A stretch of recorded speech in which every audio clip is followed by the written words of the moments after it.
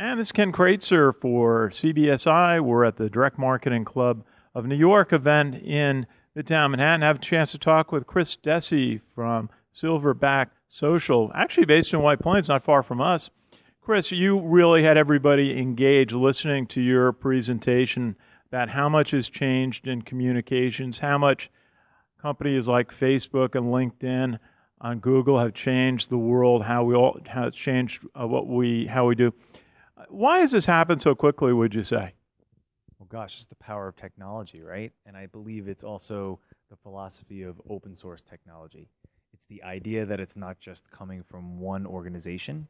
It's the idea that developers are now allowed to contribute together in a decentralized manner to make sure that the software is created faster and that information is disseminated faster.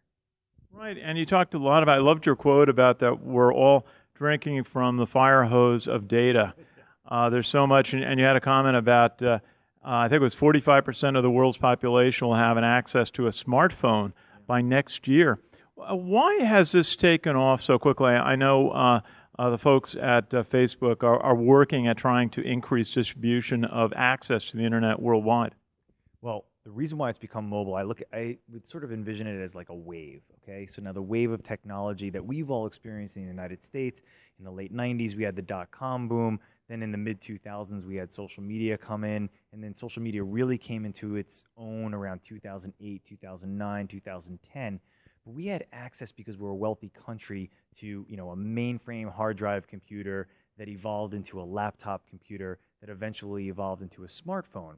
What these third world nations have experienced is they've been so much poorer than us in those past 10, 15 years, but the production has become cheaper for smartphones that they've leapfrogged.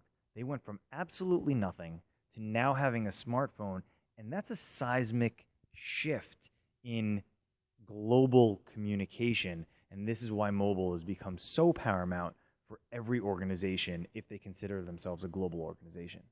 And Chris, you had some nice comments for the audience about how their companies can use social media, use Facebook, use LinkedIn, use Twitter. Some haven't started at all. Some are just kind of getting their feet wet. What are some of the priorities for businesses in trying to gain some advantage from social media?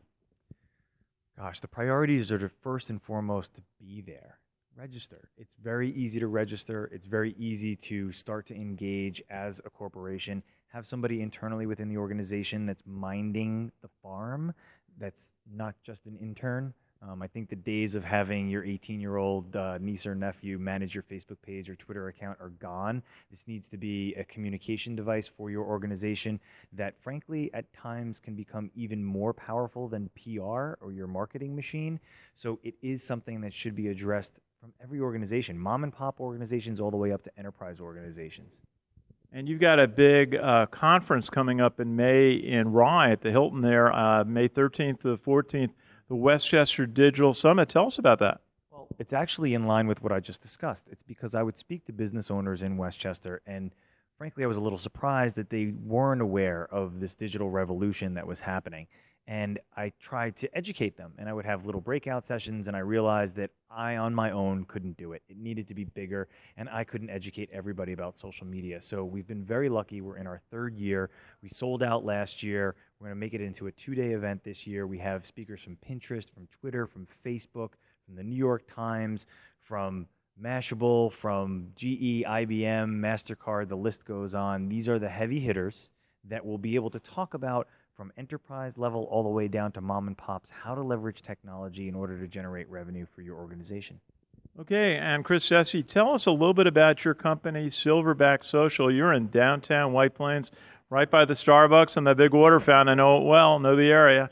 Tell us a little bit about your company. Yeah, so we're a digital marketing agency that specializes in social media. And what that means is we do everything from training executives and writing social media policy and compliance content to community managing, creating unique custom social media content, becoming a brand within social media, copywriting for blogs, all the way up to what we refer to as growth hacking, where we engage social media celebrities to create unique content on behalf of some of the bigger brand partners that we work with. So we work with everyone from Legendary Pictures movie studios, all the way to Blue Rock Energy, which is an energy company that's based in Syracuse, New York. There's no specific vertical that we work with, but it all has to do with digital marketing and deep dive in social.